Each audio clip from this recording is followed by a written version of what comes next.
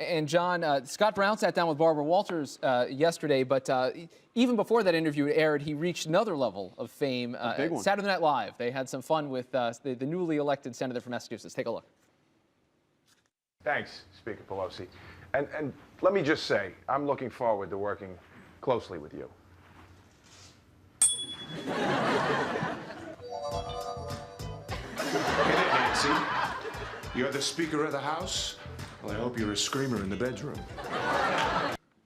Yeah, that's John Hamm playing Senator-elect Scott Brown, coming here as a sex symbol, as in addition to number 41. No question. As you know, he could have run left, he could have run right, but as he said, he was there because he actually did that centerfold. So exactly, wouldn't happen otherwise. We're joined now from our Chicago bureau by Rick Pearson, a political writer extraordinaire from the Chicago Tribune, and big races tomorrow. Rick, and I want to start. What's at stake here for President Obama and his agenda as we look at these primaries, a competitive governor's primary, a competitive Senate primary without a lot of big names actually vying for the Senate seat once held by the president? Well, what you have here in Illinois is a very weakened Democratic Party. This state has basically been a Democratic-ruled state for the last 8 years. And what I think you're going to see is the stage being set through these primary elections tomorrow into obviously a very closely watched national race for Barack Obama's own seat. Okay, now on that, Alexi Giannoulias, obviously somebody who's been very close to Obama, certainly in the past. He's played some basketball with him in the past. Let me ask you this, though. Looking at how he has been hurt throughout this process, looking at some of his issues, when Rahm Emanuel sends in that, or assuming he already sent in his ballot, secret ballot, who do you think he voted for in that primary? You know, that's a good question, and with Rahm, it could be none of the above. You know, he might have written his own name in, right for all himself, we know. exactly. But don't you get the sense that the White House wants Hoffman? I think they probably would, just to have kind of a clean break. I mean, there's even more problems were just announced just a few hours ago as far as Alexi Giannoulias. He's a wealthy banking heir. His family's bank reported a loss of $75 million last year, which was roughly what the $70 million in dividends that were paid out to family members out of the bank were. Yeah, the federal regulators are taking a look at whether this bank ought to be recapitalized somehow.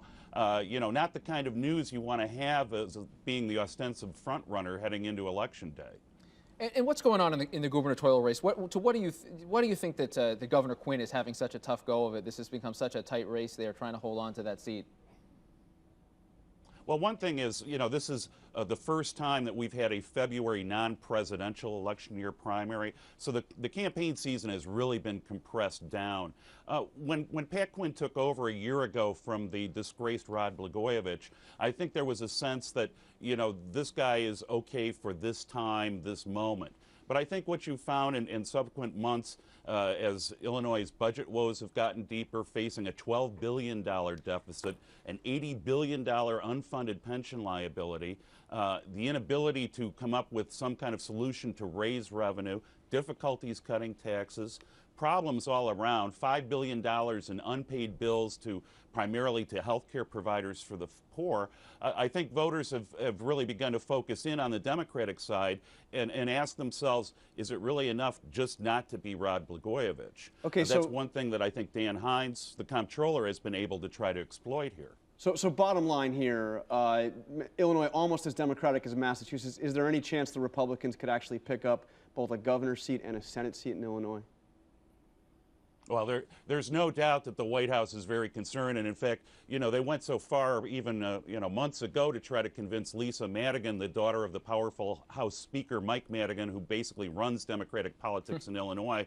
She's the Attorney General. They went to her to try to convince her to run for that Senate seat.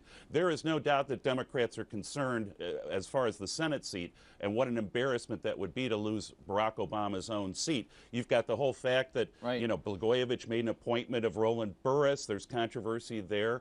On the governor's side, you've got, you know, Republicans who have been really a non-entity for the past 8 years are now looking to take advantage of the Rod Blagojevich scandal. Good one to watch. Rick Pearson from the Chicago Tribune, thanks for being here. Appreciate it. That's all the time we've got for today. I'm Rick Bryan, along with Jonathan Karl. Twitter.com/TheNote. Keep the conversation going. Let us